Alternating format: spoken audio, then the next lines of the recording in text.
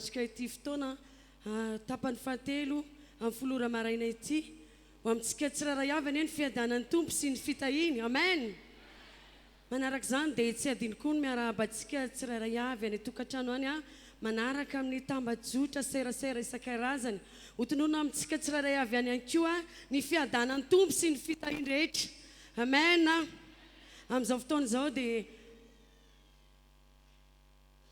hitsangantsika ny maivonahitra ny tompo ametraka sady izao fotoana izao eo ampeletany mba tena hoeniky ny fanatrehan'ny tompo tanteraka izao fotoana izao ary vavaka sika tompo ray masina tsara indrindra izay any an-danitro misaotra sy makasitraka anao hatrany izay noho ny be ny fitiavanao sy ny famindramponao raha mbola nataonao natratra ty androandroany ity indray anompo sy anome voninahitra anao iankoka eo anatrehanao satria tianao loatra zahay lehibe ny fitiavanao lehibe ny famonjena izay nataonao teo amin'ny fiainanay izany no antony ivorianay eto amin'izao toerana izao iankoka sy anome voninahitra anao anajanao tanteraka tompo tsapanay fa efa teto ny fanatrehanao hatramin'ny maraina ary mbola eto ianao amin'izao fotoana izao anao zavatra mihoatra eto indray ianao satria izay le maizy ianao Andriamanitra manao mihoatra izay rehetra heverinay hitazao fotoana izao ianao Andriamanitra tsara indrindra mamela anao malalaka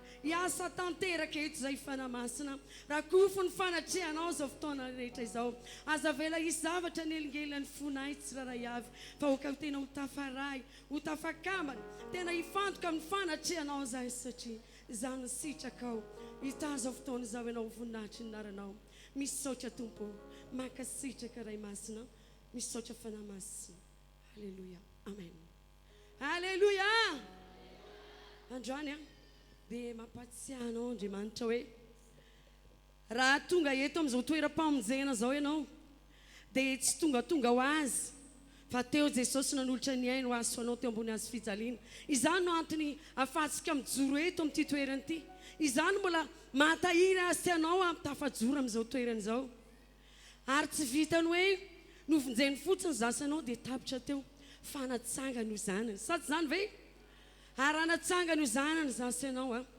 dia tsy hoe zaza sary fa tena zanany tena hoe le ADN mihitsy ny mikoriana ao anaty so anatinao ary rehefa zanany zasa ianao mazava ho azy fa adidiny sady zany ve adidiny araka nefa noetiny mpanompon'Andriamanitra dia ombeny dia amerina milohany ny fiainantsika Andriamanitra amin'izao fotoana izao amen raha resy lahatra amin'izany ianao dia manaova maina mafy aoka tena mbola anao maina mafy hatrany ianao saotra Jesosy makasitraka ny fitiavanao zay satria tsapanay hoe aomponao isanandro sanandro zay ka nome voninahitra anao zay ankehitriny hanajanao iankoaka tanteraka ao anatrehanao satria novonjenao zay ho amin'izany saotra Jesosy makasitraka tompo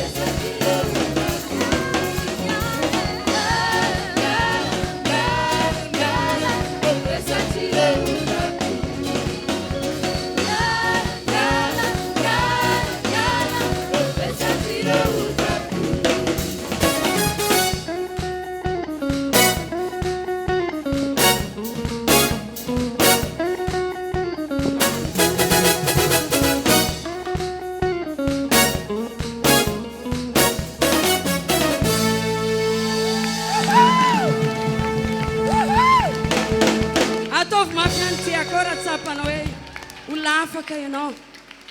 Halleluja. Arak'izany dia araka rehefa nateriko tery aloha hoe natsangany Jesosy ho zanany izasy ianao. Ary tsy natsangany fotsiny fa nataony prailova azy. Nataony prailova aminy. Tena tombontsoa lehibe zany. Androany tia netana anao hoe aza mifantoka tsony amin'ny zavatra misy fa fataro momba anao na trian'Andriamanitra. Fataro ny antom-pisinao fa hitanao fa tsy zavatra ninina zavatra mety mandalo tsy horesiny zany tsony ianao satria le tena tompony zao rehetra zao le namorona an'izao rehetra zao rehefa nanangana azy soanao zanaka noho izany indrindra tsy misy tokony antony mampananao ny amin'izao fiainana zao fa andesika tena iankoka sy hanome voninahitra amin'Andriamanitra ary ilaza hoe hitoetra amin'ny fanatrianao foana zay Jesosy ary mandritry ny andro pahavelomanay dia hidery anao zay hanome voninahitra anao hatrany zay ninina zavatra mety mbola hitranga dia ho mpiankohaka foana zay ary ho mpanaja anao amin'ny fonay rehetra laharisika tompo sotra Jesosy makasitraka anao zay tompo ny amin'ny tombontsoa lehibe zay nomenao anay tsy nanisany fahotanay ianao tsy nitanisany faratsinay fa nanangana anao zanaka fotsiny zao sambatra izay manana anao tompo. Halleluja. Sotra Jesosy. Sotra tompo. Natsanganao zanakao natsunao zandrinao fambula pandutan wef nanulutan Sotra indrindra Jesosy. Inunana toko Jesosy inunano avaloko anawe timbula nahita fitiavanao lehibe toy izao raha mbola velonao zao no faniriko hitsaokanao ny antony fisiko hitsaokanao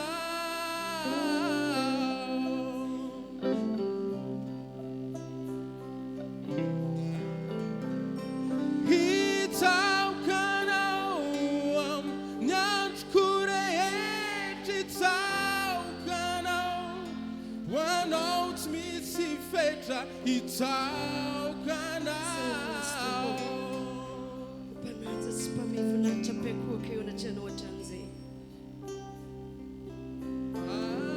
avaozoany fomba fisainako hoe ho fonenana maminao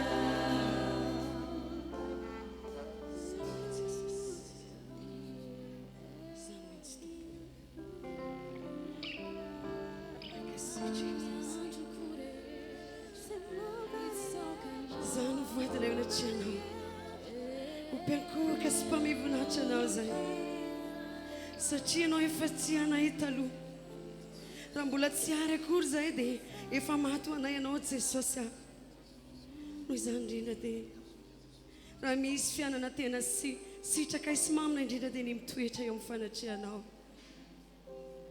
maniry zay hitoetra mandrakariva eo amin'izany fanatrianao zany satria tianay anko anao Jesosy tianay anao mamy ny fonay loatra ny fiainana miaraka aminao halleluja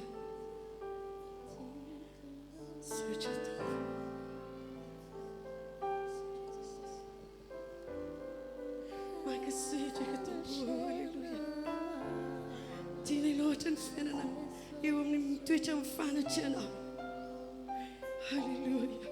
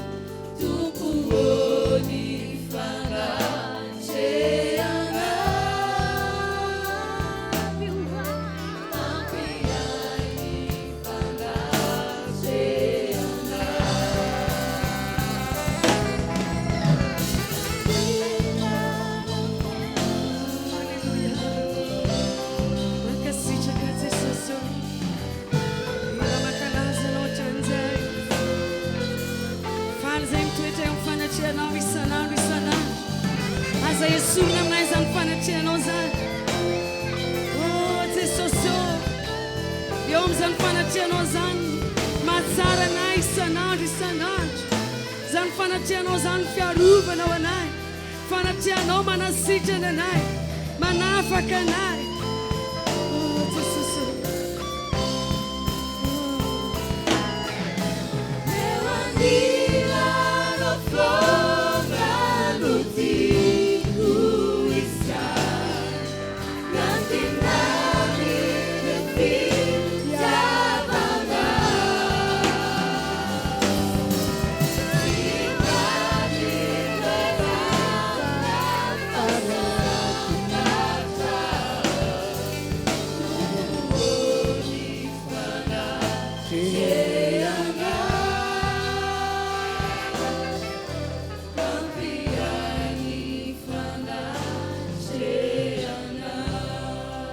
apetrao eo amin'ny tananao. Andriamanitro mamindra-fo amin'izao fiangonana rehetra tonga mamonjy an'ity fotoana ity ianao. Noho ny amin'i Jesosy Kristy zanakao maty teo ambony hazo fijaliana, nandatsatra teo ambony hazo fijaliana, dia mamindra-fo aminay ianao. Ary mivavaka aminao aho mba ho avianano eloka ny rehetra. Ka androany amin'izao zahay tonga eto manompo anao Andriamanitra izao, dia ampitafianao fitafiana fotsy tahaka ny oram-panala, tahaka volon'ondry fotsy. Ny rehetra tonga eto ihany koa dia tsaganao toy ny olona tsy mbola nanota taminao mihitsy. Fa ianao Andriamanitra no manamarina anay rehetra, tena manamarina anay. Amin'ny anaran'i Jesosy foanako ny fisina fanaratsy miapanga sy manameloka. Foanako zany, tsy mahavita mission amin'ity fiangonana ity. Tompo, anao zao fiangonana izao. Misaotra anao ihany koa satria efa natsaganao ho zanakao zahay, zanaka tahaka an'i Jesosy Kristy, ka dia inonay fa ho raisinao an-tanana ny fiainanay amin'ity androandroany ity. Misaotra Tompo, akim-pian'ny masonao, iarahantsika manao ilay hira hoe ô ny rany Jesosy.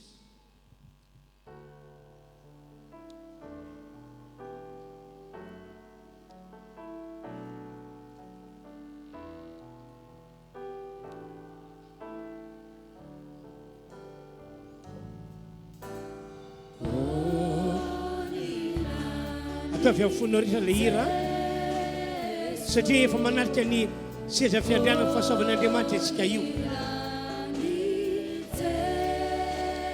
Aoka fatoko tsara ianao.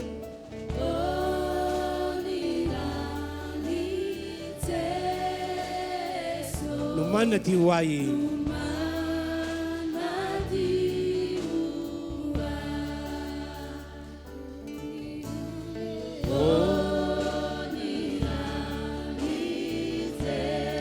Aoka fatoko tsara ianao. Manarika ny seza fiandrianana ny fahasoavan'Andriamanitra amin'ny mpasahina. Raiso fahasoavany lehibe ho antsika ty androandroany ity.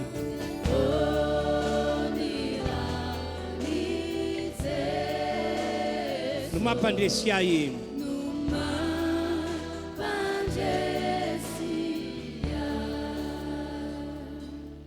Misaotra Tompo, misaotra sy mankasitraka anao zahay. Zay mio makantoerany daholo azy, dia makantoerany koa mitarika fidiarana.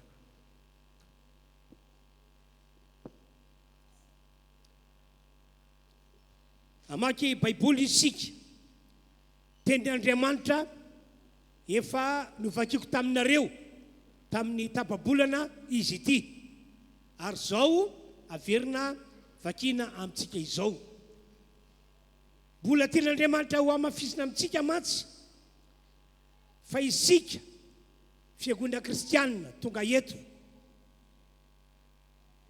noho ny amin'i Jesosy Kristy maty teo ambony hazo fijaliana, dia tian'Andriamanitra ho averina amin'ny laoniny zavatra rehetra mahakasika antsika. Amen. Amen.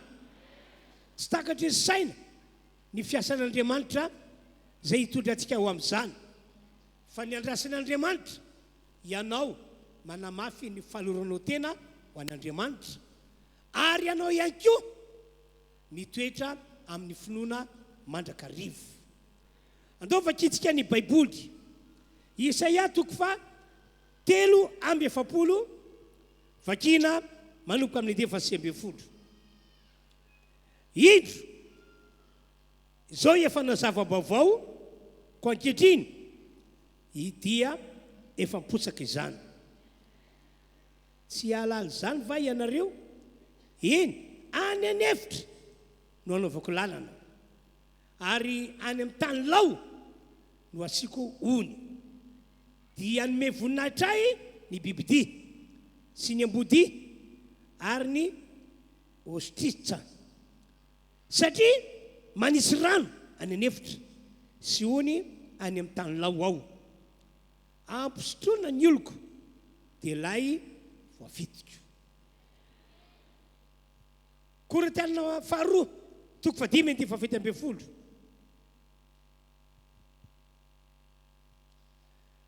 Koa raha misy olony ao amin'ny Kristy dia olom-baovao izy, efa lasa ny zavatra teo aloha, indreo efa tonga vaovao ireo.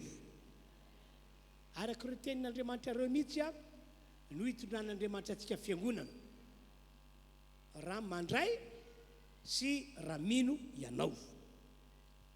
Araka nefa nambarako taminareo tamin'ny tapabolana, tamin'ny herina, ary mbola mafisiko amin'ity androandroany ity, tonga ankehitriny ny fotoana izay amerenan'Andriamanitra amin'ny laoniny ny zavatra rehetra makasika ny fiainantsika. Amin'ny lafin-javatra rehetra io, tonga ny fotoana amerinantsika amin'ny laoniny mikasika ny amin'ny fiainantsika zanak'olombelona Andriamanitra. Alleluia.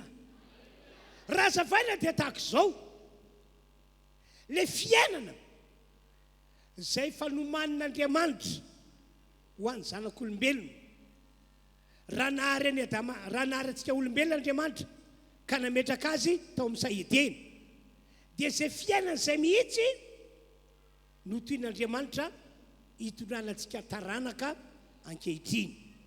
Dia tsika izay velona amin'izao taonjato faraka amin'ny 20 taona 2013 izao. Efa ela be mihitsy Andriamanitra no nanomana an'izany, fa tsy mety tanteraka hatramin'izao. Tsy any amin'Andriamanitra no olana, tsy hoe izy no tsy natanteraka ny programmany, na hoe izy no tsy niasa, fa misy antony ao, misy antony ao. Riavanao, tian'Andriamanitra averina amin'ny laoniny ny momba antsika rehetra. Ohatra amin'izany eo amin'ny lafiny famelomantena. Amen. Zao ny teny efa nambarako taminareo tamin'ny tapabolana. Tsy nomanin'Andriamanitra mba hahantra sy ho sahirana isika zanak'olombelona, raha nahary antsika izy ka nametraka antsika tao amin'ny sahidina. Au contraire azy, nahazo tsodrano tamin'Andriamanitra zanak'olombelona hoe ianareo izay nohariko ka napetraka ato amin'ity sahidiny ity dia tsofoko rano manjaka amin'ny zavaboary rehetra ianareo, aoka anapaka amin'ny zavaboary rehetra ianareo. Andaoka efa kitsika ny voasoratra Genesis 1:20, ary Andriamanitra nanao hoe andetsika morona olona tahaka ny endritsika araka ny tarentsika. Eo aloha dia efa milaza fahasoavana lehibe Andriamanitra. Raha nahary antsika olombelona Andriamanitra dia tsy nahary antsika tahaka ny hoe misy biby dia nisy biby, misy ito zao dia nisy izany zavatra izany. Fa Andriamanitra raha nahary antsika dia fifanarahana, ny fanaran'Andriamanitra ray zanaka fanahy masina. Dia hoy izy ireo rehefa ndresaka andesika amorona olona tahaka ny endritsika araka ny tarentsika. Izay fanapa-kevitra niraisin'Andriamanitra izay aloha dia manambara fa olona miavaka eo anatrehan'Andriamanitra sika zanak'olombelona. Tsy mitovy amin'ny omby, tsy mitovy amin'ny kisoa, tsy mitovy amin'ny soavaly, tsy mitovy amin'ny hippopotame, tsy mitovy amin'ireny biby hitantsika ireny. Fa isika raha noharian'Andriamanitra dia nohariana araka ny tarehan'Andriamanitra, araka ny endrik'Andriamanitra. Zany ange ianao io e, zany ange ianao io e. Ary izay no antony natoka ilay mpanompon'Andriamanitra teto omaly nananatra hoe akasotrao io endrika mampikanao io, akasotrao io, afaka mijery fitaratra ianao dia rehefa mijery fitaratra ianao dia akasitrao nierika mambika anao hoe misaotra Andriamanitra makasitraka anao aho fa zao mihitsy no nanamboaranao aho asa mba mihitsy ritra nierika mambika sasany ianao hoe mba tahaka ny ranona zao a mino afa tonga dia vao nandondona varavarany toeram-piasany tonga dia nakseptenjareo iasa fa saingindrisy ny oloko te oatra ngezangeza ny sofiko te oatra kopakopaka ry havanao zao mihitsy no tian'Andriamanitra momba anao fa misy tanjo tian'Andriamanitra iavianao ary anao manokana mahaiza misaotra an'Andriamanitra mahaiza makasitraka an'Andriamanitra asiteka mafy be Jesosy tianay mombanay mandrakizay sady zany ve halleluia amen andaotsika moliteka mafy dia mafy an'Andriamanitra riavana toy izay tsika ny teny ary Andriamanitra nanao hoe andesika mora olona tahaka ny endrikitsika tahaka ny endrik'Andriamanitra io araka ny tarentsika dia avy eo zao ny décision niraisin'Andriamanitra tamin'izany aroka izy olombelona anjaka amin'ny hazan-drano ao amin'ny ranomasina sy ny voromanidina sy ny biby fiompy sy ny tany rehetra ary ny biby rehetra izay mandadina mitsisaka amin'ny tany fa soavana ika zany riavana toy izy nanteny ary Andriamanitra nahary ny olona tahaka ny endriny tahaka ny endrik'Andriamanitra no namoronany azy lasy vavy no namoronany azy ary Andriamanitra nitsodrano azy io ny nambarako taminareo hoe maro fara ary miabetsaha ary mameno ny tany ka mampanimpo azy ary manjaka amin'ny hazany rano amin'ny ranomasina sy ny voromanidina ary ny biby rehetra zay mitsika ambonin'ny tany halleluia zany hoe tsy nomanin'Andriamanitra mba hantra sy sahirana ny olombelona fa nomanin'Andriamanitra mba hanana zavatra rehetra ary tena hoe hanana ny ampy ary hanana ny feno dia feno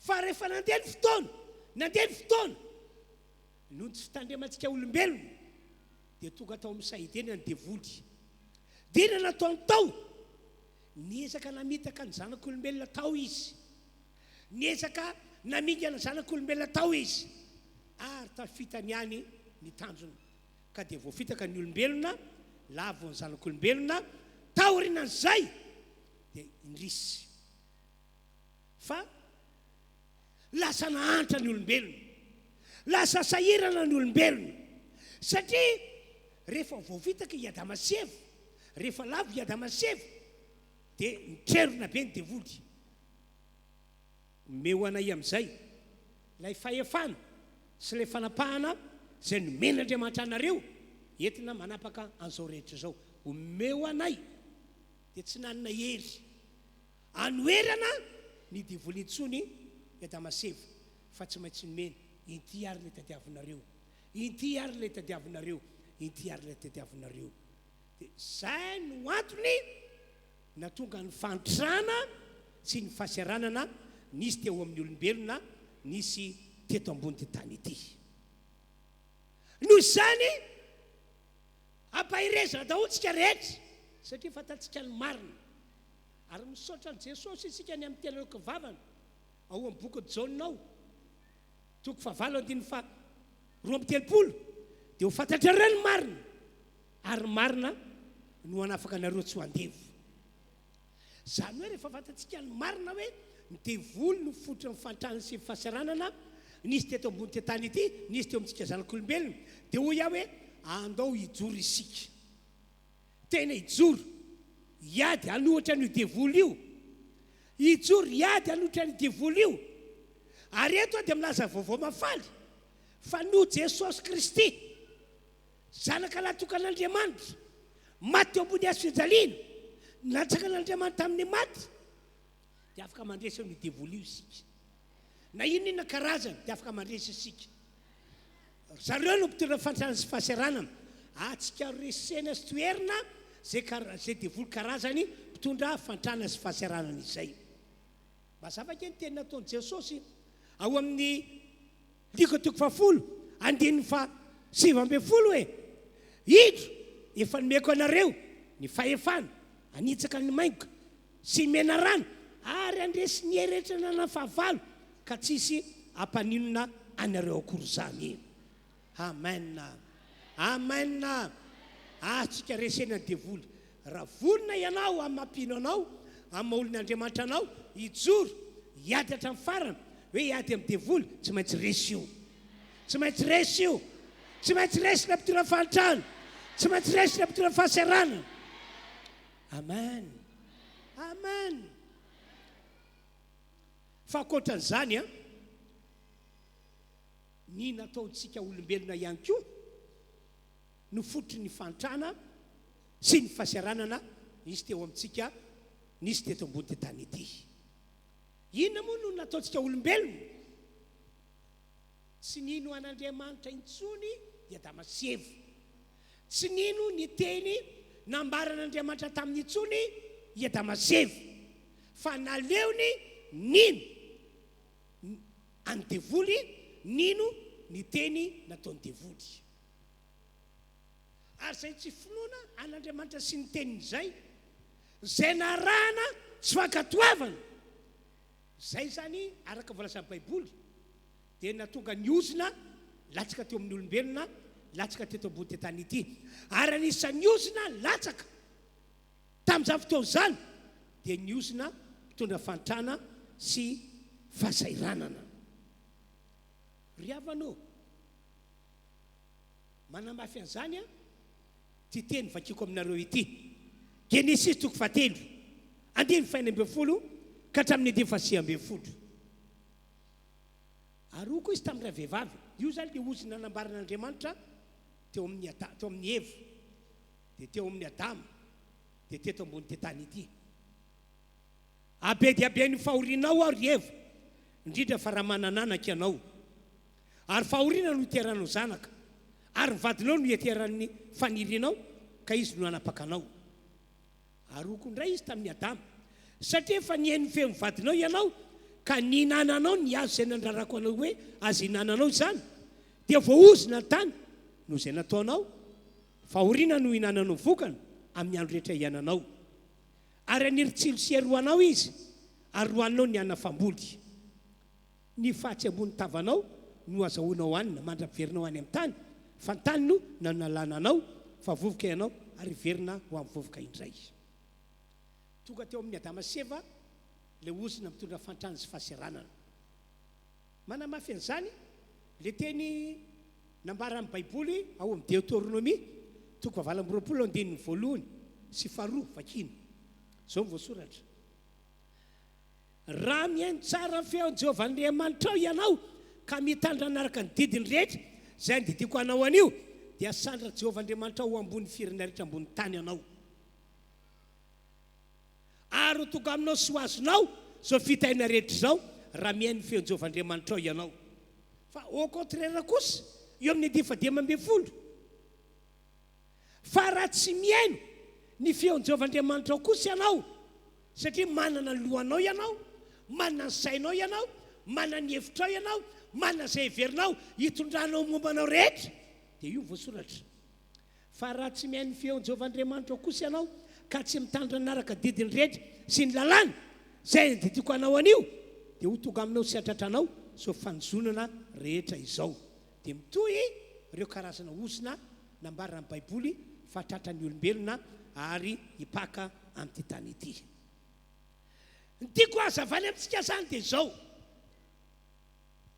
ny devoly zay namitaka antsika zanak'olombelona nandavo antsika, izy ho fototra fantrana sy fahasaranana. Fa ny tsy finoantsika tenin'Andriamanitra ihany koa na tsy fankatoavantsika zany no fototra faharoa mahatonga ny fantrana sy fahasaranana. Satria na izy tsy mino an'Andriamanitra sy ny teny, tsy mankatoa izay lazain'Andriamanitra, dia ho tonga eo aminy ny ozina mitondra fantrana sy fahasaranana. Noho izany entanina manokana isika rehetra toka eto, andao hitoetra tsara ao amin'Andriamanitra, ka na dia atao hoe tsy fanaraka amin'ny saina amanieritseritsika azy ny teny ambaran'Andriamanitra dia aoka ijoro anaiky sy ankatofoana ianao. Amen. Amen. Amen. Misaotra an'Andriamanitra moa zany isika tena misaotra azy, taka tena misaotra azy satria no fitiavan'Andriamanitra no famindram-pony no ny fahasoavana dia nanome solution tsara ho antsika izy. Solution tsara ahafahan'Andriamanitra mamerina milona ny zavatra rehetra makasika ny amin'ny fiainantsika, indrindra fa makasika ny amin'ny famelomantena. Eo aloha hoe ianao mila mijoro manotra ny devoly satria efa nyteny tahaka izao mantsy Paoly ao amin'ny Efesianina 4:7 hoy izy aza manome fitoerana ho an'ny devoly.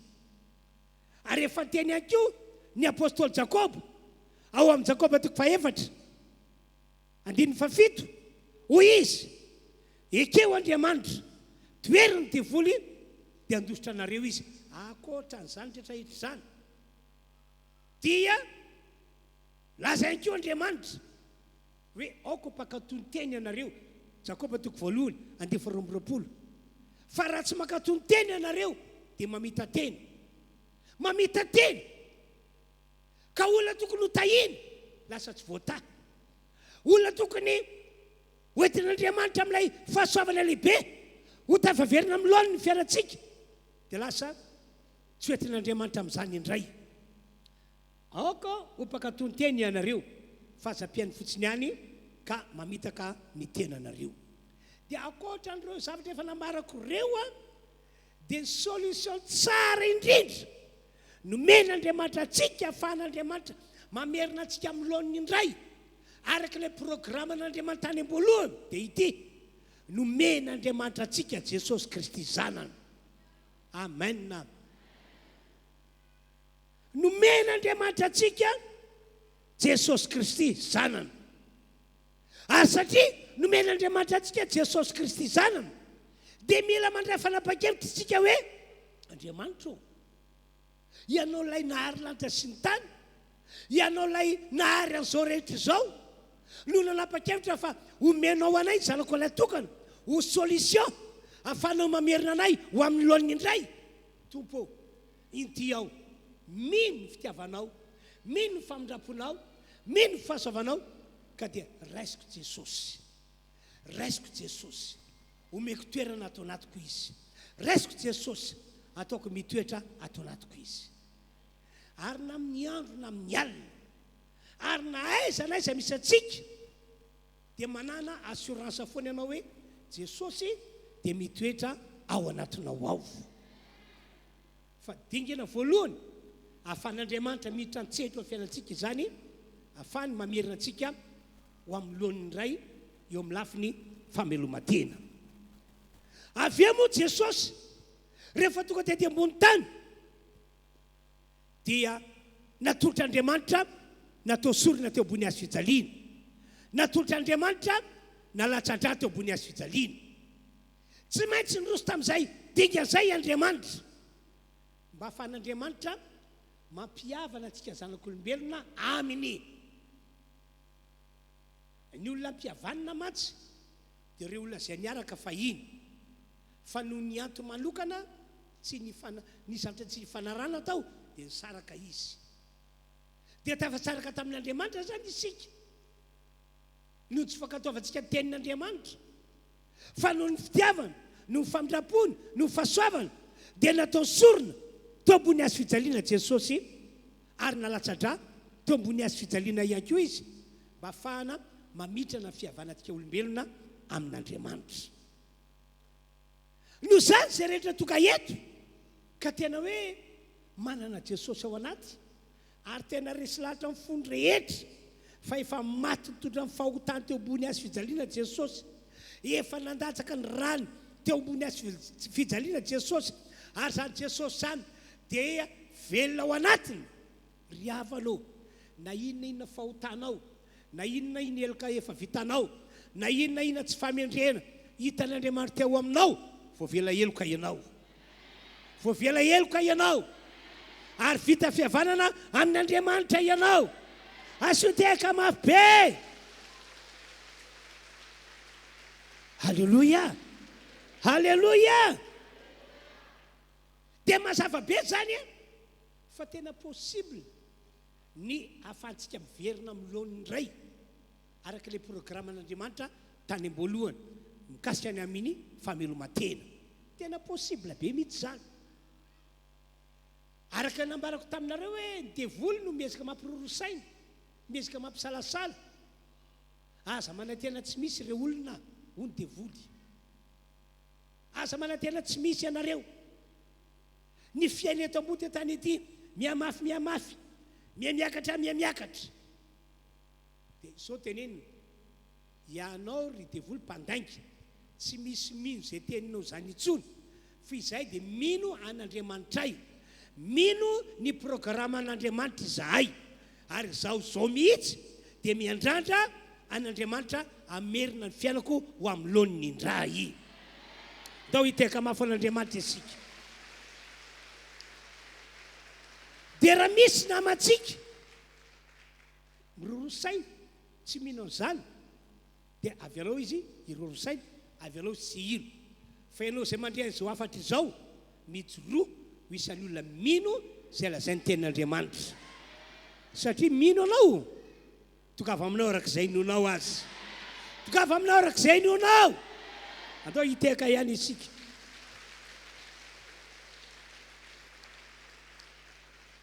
Ino tsara ke reto tantarako aminareo reto hoe voalohany kasany amin'ny Abrahama sy ny taranany.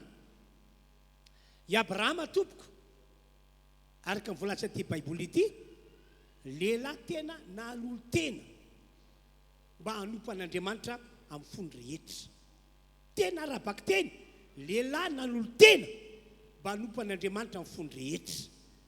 Tamin'izany nanao ezaka be mihitsy izy tamin'ny fanajana an'Andriamanitra sy tamin'ny fankatoavana ny tenin'Andriamanitra.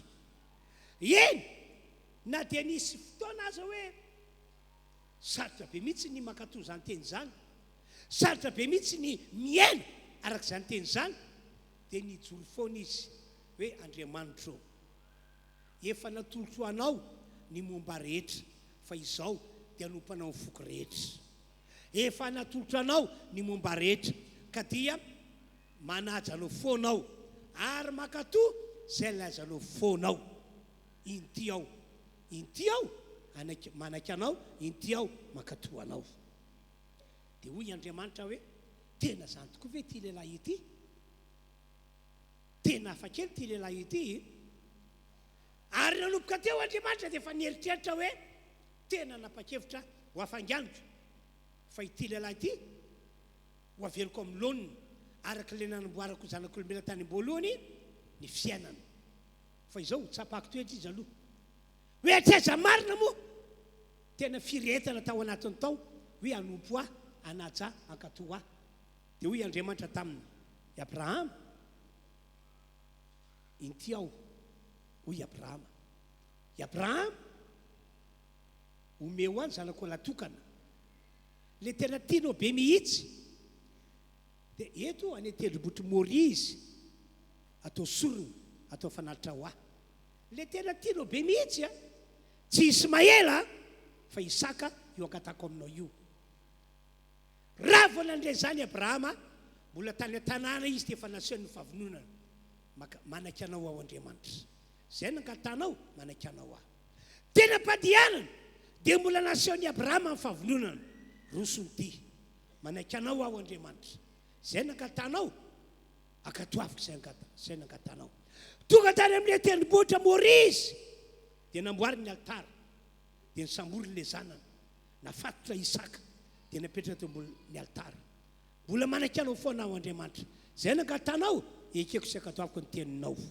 Ndao vaketsika ny voalazan'ny Baiboly, Genesis 2:2.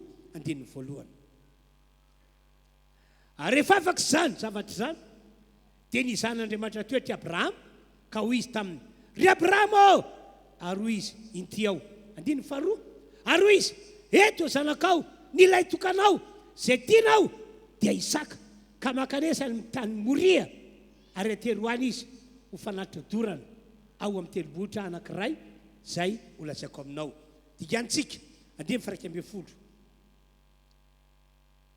fa rehefa tonga tany amin'ilay telobohitra moria i Abrahama ka mikarakara ilay zanalahy tao fanatitra tonga dia resy lahatra Andriamanitra tonga dia resy lahatra Andriamanitra tena hitany marimarina fa lehilahy manompo an'Andriamanitra amin'ny fondretra i Abrahama manaja sy makato azy dia hoy izy fa niantso azy ilay enjelin'i Jehovah tany an-danitra ka nanao hoe ry Abrahama ô ary kosa izy inty ao dia hoy izy aza maniditra ny tananao amin'ny zazalahy ary aza maninona azy akory ianao fa hitako sao fa matahotra an'Andriamanitra ianao ka tsy narovanao tamiko zanakao dia nilahy tokanao ary Abrahama nierika nijery ka indro nisy ondrilahy teo voany voasangasona kritrala ny tandrona dia lasa Abrahama ka naka ny ondrilahy ary nanalitra azy ho fanalitra dorana ho solony zanany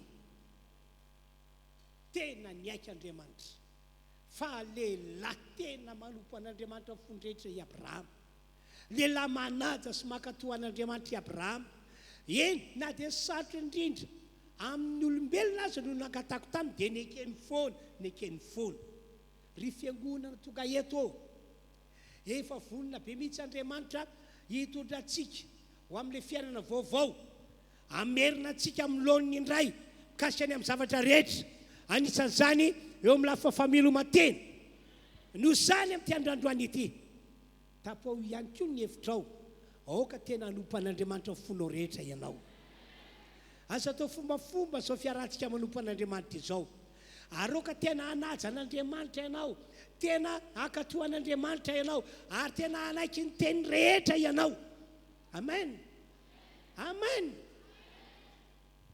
tsy fankatoavany Adama sy Eva no fotrana tonga ny ozina mitondra fantrana teo aminy fa raha contraire zany fiainantsika makatoa an'Andriamanitra makatoa ny teniny dia fanohitra amin'izany mitranga fitahina ny fiainantsika zanak'olombelona alleloia dia vokatry io fiainan'i Abrahama hita an'Andriamanitra fa tena lehilahy manompo azy amin'ny fony rehetra lehilahy manaja azy lehilahy makatoa izay lazainy foana dia nanapa-kevitra Andriamanitra fa dia ho tahin'Andriamanitra i Abrahama tena ho tahina ary ilay fitahina araraka Andriamanitra amin'ny Abrahama no lalana amirenana ny Abrahama kasany amin'ny loaniny kasany amin'ny fiainana kasy amin'ny zavatra rehetra donc efa isika voasoratra Genesis 3:20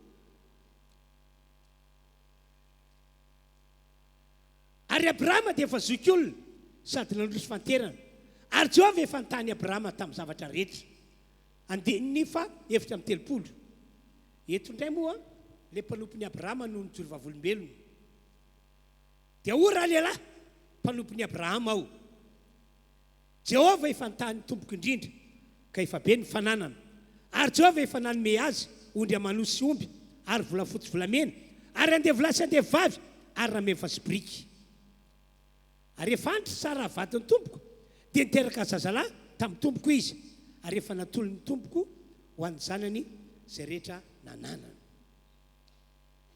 i Abrahama zany tena lotahina tamin'ny lafin-javatra rehetra zay lay Genesis 3:20 voalohany lotahina tamin'ny lafin-javatra rehetra mihitsy izy ka natonga azy nanana ny ampy dia no amafisy ny mpanompony hoe efa nta any tompoko io Andriamanitra tsy tovy ka mahatonga azy manana ondry amanosy be dia be manana volafotsy sy volamena be dia be manana fananana maro be zao zany tiako ambary i Abrahama sy ny taranany ny olona ny santatra voalohany zany famerenana amin'ny laoniny zavatra rehetra makasika antsika zanak'olombelona izany no fitahin'Andriamanitra teo aminy dia tsy hita teo amin'ny Abrahama sy ny taranany intsony ny fantrana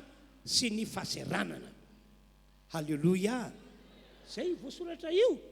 Tsy hita teo amin'ny Abrahama sy ny ankonany intsony ny fantrana sy ny fahasairanana. Ry havana malala, zay fiainana zay mihitsy no tian'Andriamanitra hitonanantsika amin'izao taonjato faraika amby roapolo taona arivo fatelo izao. Amen. Taonanareo ny ino fa marina zany teny ambarako aminareo zany. Zay ny amin'ny Abrahama. Fa hiditra amin'ny tantarany Isaka indray isika. Isaka ihany koa izy no lay taranaka voalohany tao amin'ny Abrahama. Ary zany lehilahy zany dia anisan'ny santatra an'izany atao hoe famerenana amin'ny laoniny ny zavatra rehetra mahakasika antsika zanak'olombelona, indrindra eo amin'ny lafiny fameloma-teny. Voalohany aloha nandova any Abrahama rainy Isaka, ka tsy hita teo aminy ny fantrana sy ny fahasairanana. Nandova any Abrahama rainy izy, lay vola fotsy volamena be dia be tao amin'ny Abrahama, lay ondry amanosy be dia be zay nananany Abrahama, lay boriky sy rameva be dia be nananany Abrahama, ny fananana be dia be nananany Abrahama dia nolovainy Isaka zanany. Normal, tsy nahantra ary tsy sahirana zany mihitsy Isaka tamin'izany fotoana izany. Zay le voalaza amin'ny enina amby telopolo araka ny témoignage-n'ilay mpanompony Abrahama. Ary efa antitra Sara vadiny tompoko dia niteraka zazalahy tamin'ny tompoko izy, Isaka no anarana. Ary efa natolotry ny tompoko ho an'ny zanany zay rehetra ananany. Halleluia. Halleluia. Halleluia. Faharoa, Isaka ihany koa dia voalaza Baiboly hoe zanika tevikasana. Zany Isaka teo natren'Andriamanitra, zanika tevikasana. Dia amazanika tevikasana azy dia teo ihany lay arena be nolovainy tamin'ny rainy. Fa Andriamanitra mihitsy nanao zavatra miavaka tamin'ny Isaka, ka notahian'Andriamanitra be tahaka ny nitahiana any Abrahama rainy izy. Notahian'Andriamanitra be tahaka ny nitahiana any Abrahama rainy izy. Ao amin'ny Genesis 2:20 zao, rehefa aveo vakina amintsika ilay tantara. Fa ny vahiny tao amin'ny tany Filistina, Isaka nisy mosary tamin'izany fotoana izany. Hitanao fa rehefa misy mosary dia zay rehetra mipetraka amin'ny tanàna io dia victime ny amosary. Rehefa tonga cyclone, zay rehetra amin'ny tanàna io dia victime ny amin'ilay herin'ny cyclone. Ka rehefa niasa nanao bizy natao Isaka dia tena nampitolagaga ny fiainana. Hoy ny Baiboly hoe notahian'Andriamanitra be mihitsy ny fiainana, tena notahiana be, ka namoa avy zato eny tamin'ny zavatra rehetra nataony. Notahiana be ka dia tsy najanon'Andriamanitra raha tsy tonga pajato be indrindra izy. Aika gaga sy talanjona Abimeleka mpanjaka Filistiny, tonga dia niaiky tsy nieriny tovolahy io no natonga azy tafita be tahako izao. Tsy nieriny tovolahy io mihitsy no nampamety ny fiainana tahako izao. Miaika ho i Abimeleka mpanjaka, fa lay misy herin'Andriamanitra zay nivavahany no milatsaka eo aminy no mampamety ny fiainana tahako izao. Andaoka vakitsika io andiny voalohany.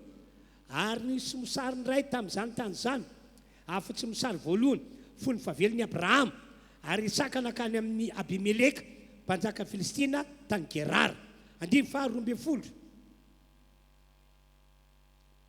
dia namafy tamin'izany tany zany Isaka tao anatin'ilay fotoana mosary io ka nahazato eny tamin'izay taon'izay satria efa notahiany Jehova. Io fitahiany Jehova io zany no andrandraintsika fiangonana RHEFI eto Androndra. Fa rehefa tonga amintsika io ny impossible tonga possible. Rehefa tonga amintsika io dia ho tafaverina milonina ny fiainantsika milafiny famelomantena. Ary nanan-kareny raha lehilahy ka nandroso ny tombo ambara-patokany ho mpajato be indrindra. Fananana be izy dia ondra manosy omby ary andevo maro ka dia nialina azy Filistina. Aveloko indray zany tantaran'ny Isaka. Izy dia nandova an'ny Abrahama rainy ka dia nanana fananana maro be. Fa tsy nio tamin'izany Andriamanitra hoe nilovan'ny rainy no mahatonga azy manana fiaina mety be takan'io. Fa zaho mihitsy no anamarina ny teniko izay nataoko tamin'ny Abrahama hoe ny taranakao dia ho tahiko. No zany ho tahiko Isaka le zanaka tefikasana mba tonga azy anana ny ampy, anana ny zavatra rehetra mandritra fahavelomany eto ambonin'ny tany. Amen. Amen. Zany tantara zany ry havana dia manamafy amintsika fa tena possible mihitsy ny amerenan'Andriamanitra antsika am'lona mikasika any amin'ny famelomantenantsika io. Androany ianao mbola mandady tongotra matanana, androany ianao mbola resy, fa vaovao mafaly no ambarako aminao. Tena mahavita zavatra magaga aminao Andriamanitra, mahavita zavatra tsy takatra saina amintsika Andriamanitra. Ary zao dia mino fa nanomboka tamin'ny tababolany lasa teo efa nanomana anao izy ho amin'ilay famerenana anao ho amin'ny loniny indray. Tamin'ny herinandro teo dia efa mbola mitohy ny fanomanana anao amin'izany. Ary androany dia mbola manamafy izy hoe ho averiko amin'ny loniny zavatra rehetra. Atao hiteka be mafy be tsika ry havanao. Fatelo tena vaovao mafaly ity ho fanamafisana le nambarako teo. Zay rehetra na iza nino an Jesosy, nandray an Jesosy, manana Jesosy monina sy mitetra ao anatiny, na iza vita patisany rano nasitrika tao am Jesosy, zany olony zany dia ambara amin'ny Baiboly hoe efa natsangan'Andriamanitra ho isan'ny taranaka Abrahama. Efa natsangan'Andriamanitra ho isan'ny taranaka Abrahama izany olony zany. Ka na inona filazanao momba anao sy fitsarahan'ny olona anao ety ivelany, eo natrehan'Andriamanitra ianao taranaka Abrahama. No izy no Jesosy Kristy ao anatinao. Ka izay mahatonga manamafy hoe oreo olona aza tao ambany zavatra ny fananana Jesosy ao anatinao. Saika isan'andro ataovy tena tsapanao hoe monina ao anatinao Jesosy, na eto na ho velany ao na ny amin'ny tanàna misy anareo, naiza dia mafisy foana hoe Jesosy io monena atao anatiko anao, mitoera atao anatiko anao. Ary mino andreo asa fisoroonana nataon'i Jesosy teo ambony azy fijaliana ianao.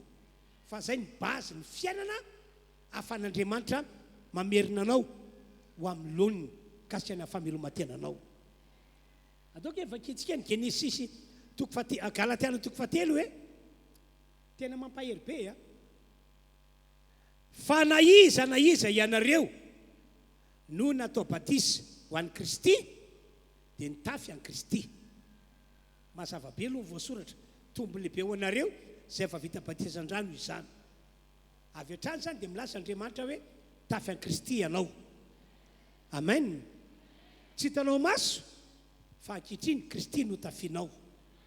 Ary zay mahatonga antsika mila toetra tsara amin'Andriamanitra eny an-dalana eny, tsy misary gaigy, tsy misary adala, ka voasariky ity zao tontolo zao ity faoka hitoetra ho madio sady masina amin'ny lafin-javatra rehetra ianao. Andininy fa firy izany fa fito, andininy fa 20 dia ity indray zavatra lehibe ity tsy misy intsony na jiosy na grika zany hoe ho resaka hoe zareo jiosy retolo ndray jentilisa tonga dia foanan'andriamanitra zany zay mba ahafahan'andriamanitra manangana daholo be ho taranaka abrahama tsy misy intsony na jiosy na grika nandevo na tsy andevo na inona firazananao zany zay filazanao tenanao zay filazan'olona anao mba ahafahanao ho isa taranaka abrahama dia foanan'andriamanitra zay resaka firazanan'izay tsy misy intsony na lany sy vavy tsy misy intsony zany hoe ianao kosa lehilahy normal be lohany ianao fianakaviana ianao zany tena taina be ianao vehivavy ohatra tsy azo enterana hoe fotry fitahina zany ianao tsy misy intsony na lany na vavy no foan'andriamanitra zany zay fantanjon'andriamanitra dia hoe ho taranaka abrahama daholo tsika rehetra fa iray ihany ianareo ray ihany ianareo rehetra ao amin'ny Kristy Jesosy fa raha Kristy ianareo zany hoe nohony amin'ny Jesosy zay monina sy mitoetra atao anatsika dia antsoina hoe taranaka abrahama sy mpandova araka tevikasana ianareo zao mantsy efa nanao fianianana nge Andriamanitra ry havana so adininareo nanao fianianana Andriamanitra tamin'ny Abrahama ny tenako no nianianako ry Abrahama fa no zao toetra anao zao no zao toepanaznao zao dia ho tahiko anao ary tsy anao ihany no tahiko fa ho tahiko taranako rehetra mifandimby anisany voman'Andriamanitra ho tahina be tahaka ny Abrahama tahaka ny Isaka isika fiangonana tonga eto zay mahatonga amin'ny teny hoe possible ho tavavirina amin'ny laoniny ny fiainanao ndao itsika teka mafy mitefa mafy be ao an'Andriamanitra dia anisan'ny teny anankiray mampahery be ihany koa dia ity Galatiana 4:20 fa isika riralahy isika rehetra tonga eto na lahy na vavy na inona mombanao isika rehetra dia zanika tevikasana tahaka ny Isaka zanika tevikasana no zany tsy nion'Andriamanitra hoe fanandovany rainy izy fa za mihitsy hoe Andriamanitra no hita azy mba tonga azy anana ny ampy dia isika ihany koa zanika tevikasana tahaka ny Isaka dikan'izany tena afaka no tahina be mihitsy isika dia zay mahatonga fiainantsika afaka miverina amin'ny laoniny amin'ny lafim-piainana rehetra lafi ny famelomantena amen ry havano tena possible arabaky teny ny atafiverenantsika amin'ny laoniny amin'ny lafin-javatra rehetra anisan'izany eo amin'ny lafiny famelomantena tena possible zany amen engane ka isy zavatra lehibe sy mahagaga ho ataon'Andriamanitra atoato engane ka ianao no anisan'ny voalohany hisantatra zany famerenana amin'ny laoniny zavatra rehetra mikasiany amin'ny famelomantena izany angatako ianareo zay mino mba hiteka faran'izay mafy to mafy be ny tehakao dia mafisiko zany fa ao amin'ny Jesosy no lalana hitondran'Andriamanitra antsika ho amin'izany fahasoavana lehibe izany ao amin'ny Jesosy ino ike ty tena atao amin'ny Paoly apôstôly ity Korintana 2:7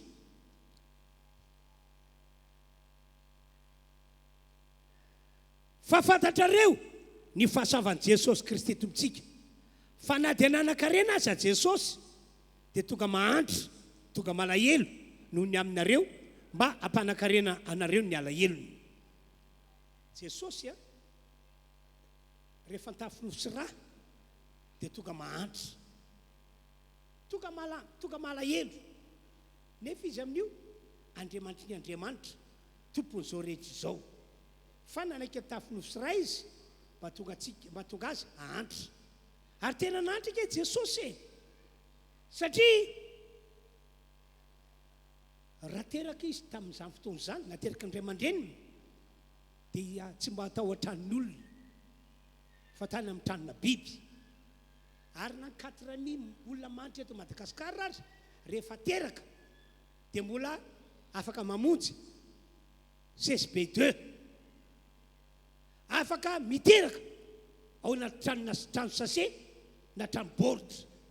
Fa Jesosy tonga nahantra izy dia zay natonga azy nateraka tranona biby. Tamin'izy nanao mission teto ambony tany dia zao fomba fiteniny, zanak'olona tsy mba manana ametrany lohany. Ny voromanidina ho Jesosy manana ny akaniny. Ny ambody ho Jesosy manana ny lavaka istriany. Fa izao izy tsy mba manana izay toerana hipetrako ao.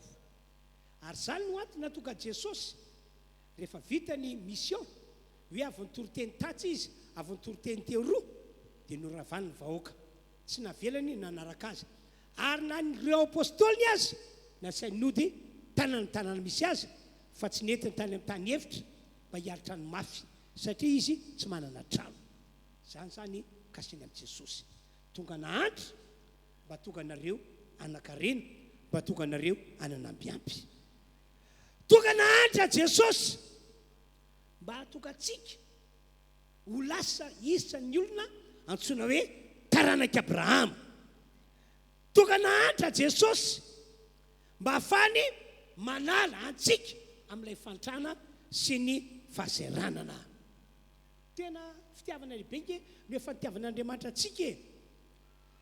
Ity ilay nambarako taminareo teo hoe efa hatramin'ny ela be mihitsy Andriamanitra no nanomana antsika zay nino an Jesosy, zay nandray an Jesosy hoe mba ho tavaverina amin'ny laoniny ny fiainantsika rehetra, amin'ny lafiny zavatra rehetra, indrindra fa amin'ny lafiny fameloma-teny.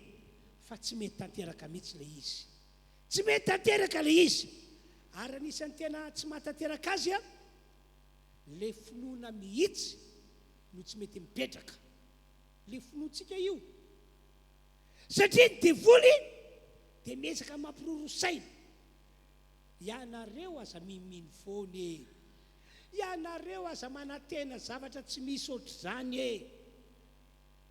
Taiza teo ambony ty tany ity no nisy ny zany atao hoe fiainana miakatra miatsara. Ianareo vavolombelona ho Jesosy fa miamiletika fiainan'olombelona ka manantena ino amin'ny teresaka torotena atao mpanompon'Andriamanitra ty ianareo. Tena manafika ohatrany devoly, manatsatso.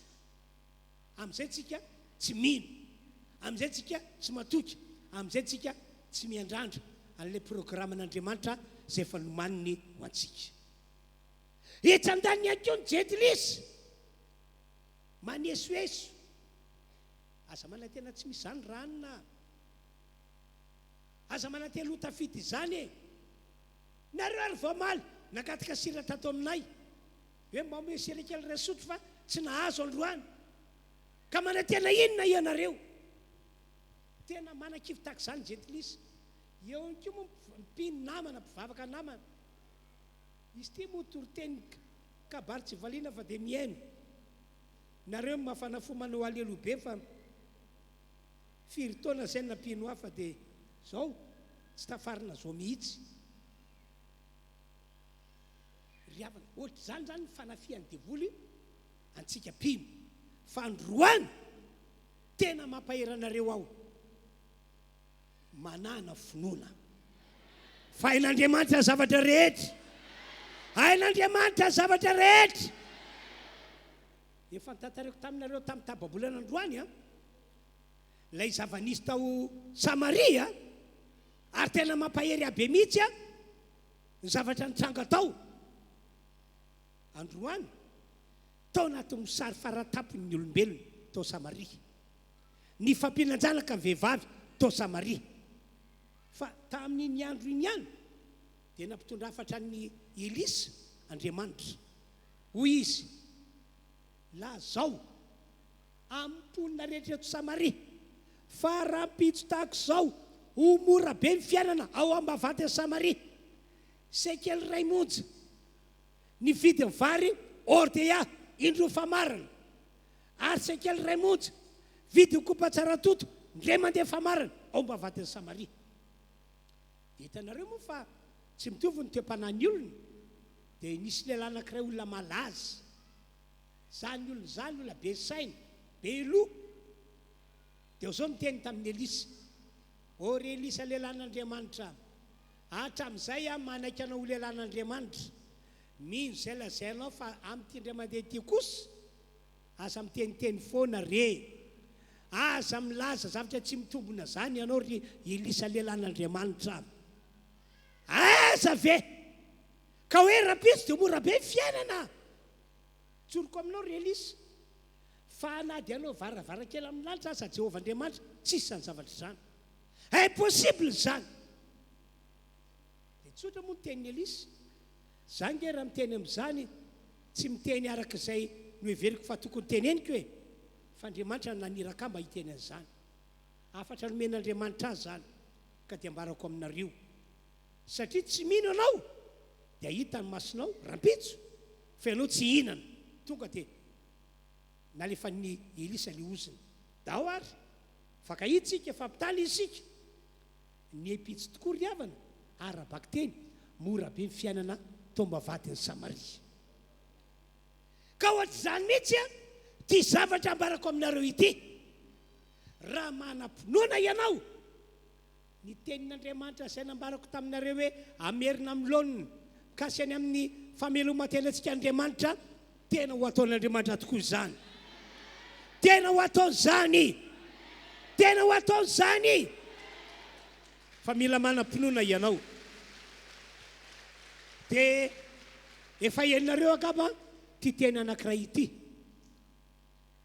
tonga amin'ny fotoana tapa-kevitra Jesosy fa anangana any Lazarosy amin'ny maty, ho velomina zany ny Lazarosy efa nalevina tao pasana. Dia efa tonga tany amin'ny fasana Jesosy satria efa vonina be amelona ny Lazarosy anangana azy amin'ny maty. Dia esoriny mivato izy fa ho velomiko Lazarosy. Dia ho Marta, mpampianatra io, inona ary ty ataonao ity? Inona ary ty zavatra ho eritreretinao atao ity? Nga dininao fa efa ela nge no maty Lazarosy, efa trano zany nandevenana azy, efa maimbo izy zao tsy possible no velona intsony izy. Dia nitodika tany amin'ny Marta Jesosy, Marta sokafa nge jaonina toko fa 12 andimy fa 7. Dia ho Jesosy tamin'ny Marta, Marta tsy voalazako fa raha ino anao dia ho hitanao voninahitr'Andriamanitra.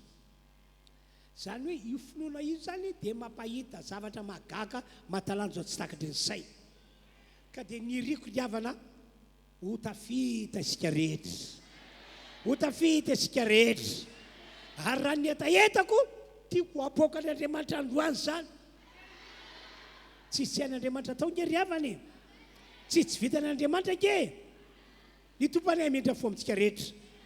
Apetrao eo amin'ny fonona tananao, dia andao hivavaka isika, tsy angataka, tsy taraina, tsy talao, fa andao hisaotra an'Andriamanitra ny amin'ny fitiavana, ny amin'ny famindrapony, ny amin'ny fahasoavana, ny amin'ny programanasana, hoe ianao dia ho averin'Andriamanitra amin'ny laoniny ny fiainanao eo amin'ny lafiny famelomanteny.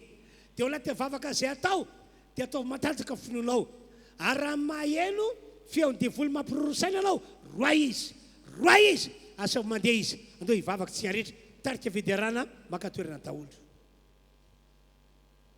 Dao ary hivavaka tsika rehetra.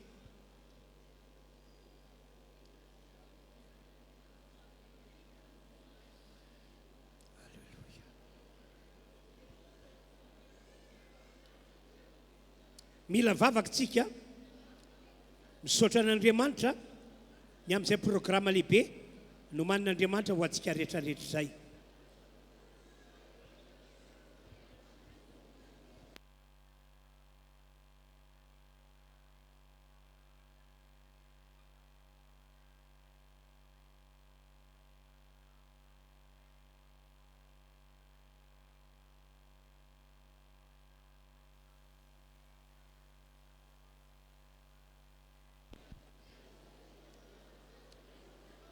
samy vavaka misaotra n'Andriamanitra ary milaza ny voninahitr'Andriamanitra fa ianao dia manam-pinoana ka ho isan'ireo olona hotaina tahaka ny Abrahama, tahaka ny Isaka, satria efa nilobava amin'ny Baiboly fa dia natsaka n'Andriamanitra ho taranaka Abrahama isika no Jesosy Kristy zanany zay efa mitoetra ao anatsika. Samy mivavaka arak'izany sika rehetra. Akipy masonao dia anao hira anankiray isika ho mivoninahitran'Andriamanitra dia avy eo moa ny mpitarika fidirana hitarika antsika ho amin'ny fandarana manaraka indray.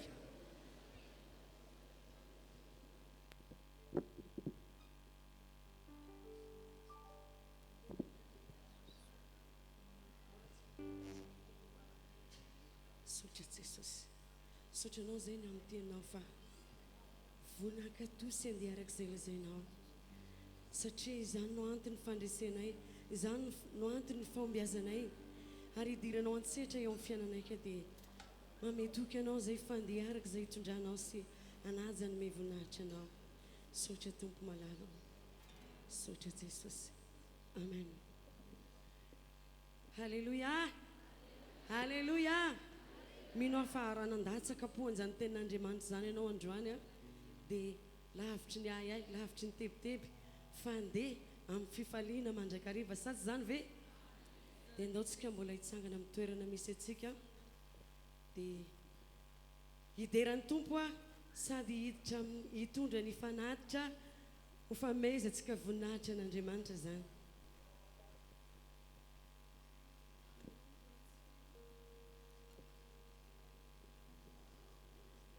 Homano eny an-tananao sady ny ampafolo-karena ho an'izay efa nanomana an'izany dia ho tatazana eny am-pitoerana trany toy ny mahazatra ny fanatitra mahazatra.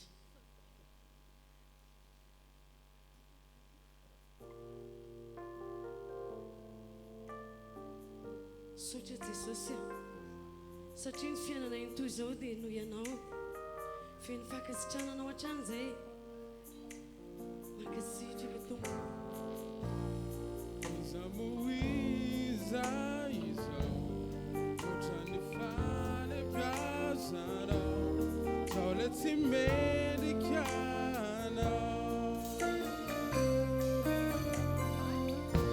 ny androko sisa izao sizay arahako aminao dia mbola famina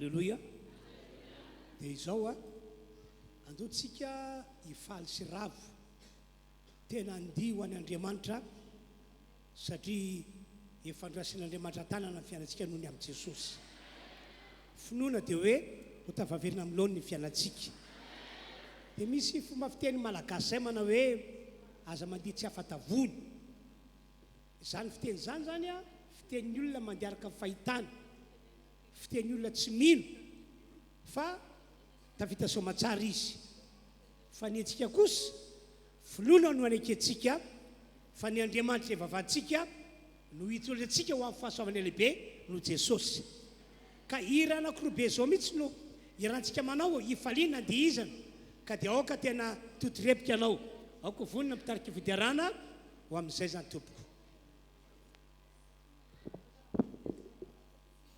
Halleluja! Halleluja! Tsara rangazy Jesosy a. Sady zany ve raha resy lahatra amin'izany ianao dia ndao hitehaka sorakoraka ho fahamezantsika voninahitra azy. Halleluja! Tsy mahantra intsony zaho sy ianao satria efa eo an-tanan'Andriamanitra amin'ny fiainako sy fiainanao. Amen! Oka hifaly araka izany ianao. Ndao arysika tompoko.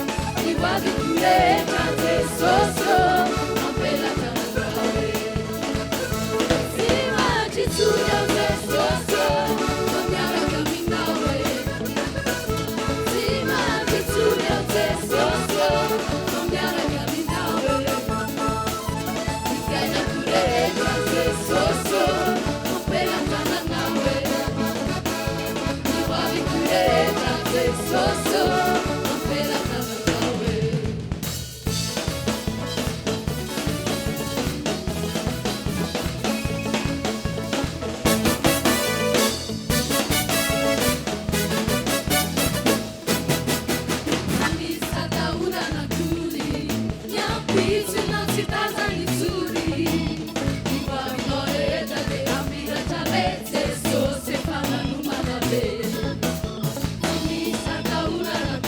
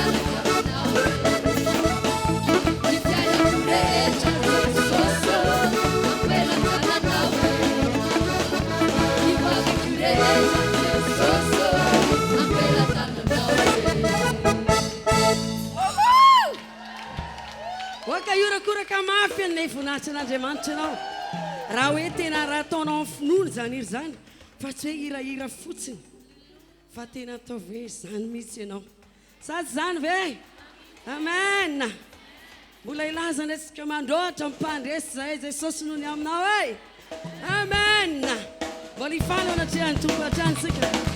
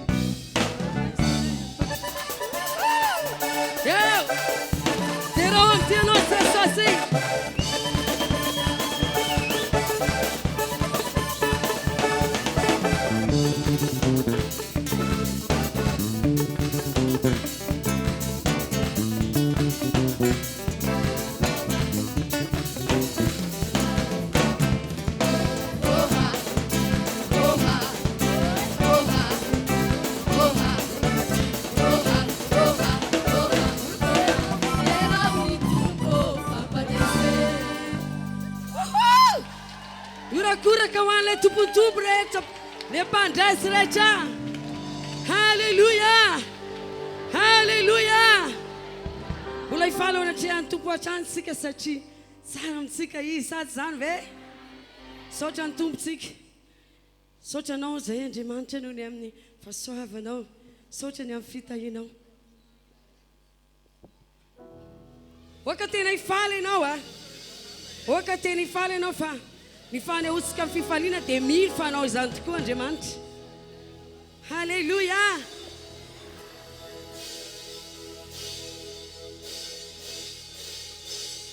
Sotanao Andriamanitra raitsito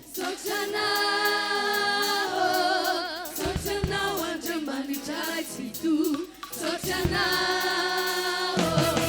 Sotanao noho ny fitiavandao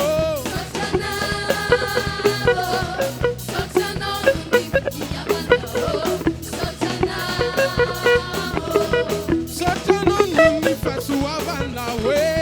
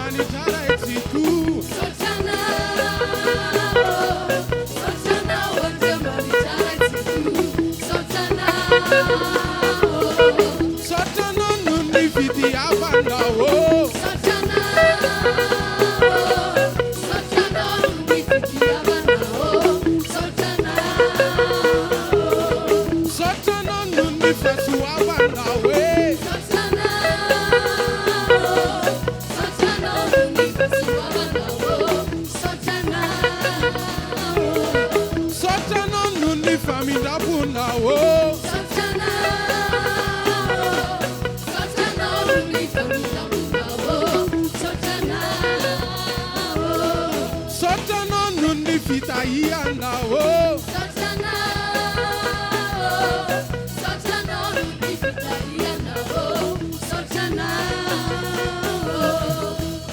losika andio jesosy